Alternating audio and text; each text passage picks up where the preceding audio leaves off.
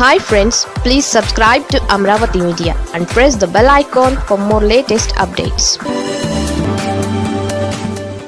తీరం నుంచి టీడీపీకి డేంజర్ సిగ్నల్స్. ఆంధ్రప్రదేశ్ ముఖ్యమంత్రి చంద్రబాబు అభివృద్ధి, సంక్షేమం రెండు సమపాళ్లలో తీసుకెళ్లే ప్రయత్నం చేస్తున్నారు. అయితే ఆయనకు అభివృద్ధి ఎప్పుడూ కలిసి రాలేదు. గతంలో ఉమ్మడి ఆంధ్రప్రదేశ్లో హైదరాబాద్ను అభివృద్ధి చేసినా ఆ ప్రాంత ప్రజలు చంద్రబాబును ఎన్నికలలో ఆదరించలేదు.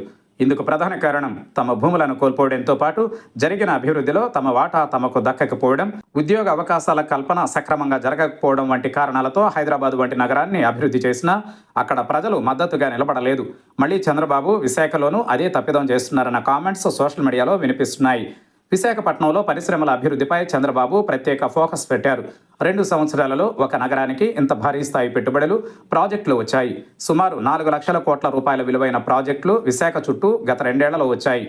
Google data centre, Reliance data centre, NTPC green hydrogen project, Nippon steel integrated steel plant మాత్రమే కాకుండా పేరున్న సాఫ్ట్వేర్ కంపెనీలు కూడా విశాఖకు వచ్చేందుకు సిద్ధమయ్యాయి.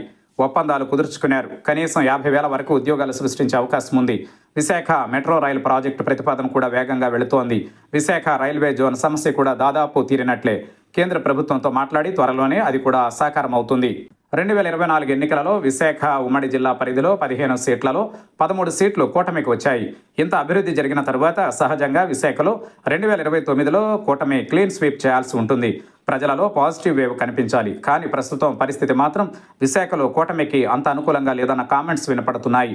విశాఖ ప్రజలు జరుగుతున్న అభివృద్ధి కంటే అక్కడ జరుగుతున్న పర్యావరణ నష్టంతో పాటు భూ కబ్జాల ఆరోపణలు, కొండలు తవ్వేయడం, భూ పందేరం, క్షేత్రస్థాయిలో జరుగుతున్న అవినీతి, స్థానిక నాయకత్వంపై ఉన్న అసంతృప్తి విశాఖ ఈసారి కూటమికి దూరం అవుతుందన్న అంచనాలు వినపడుతున్నాయి.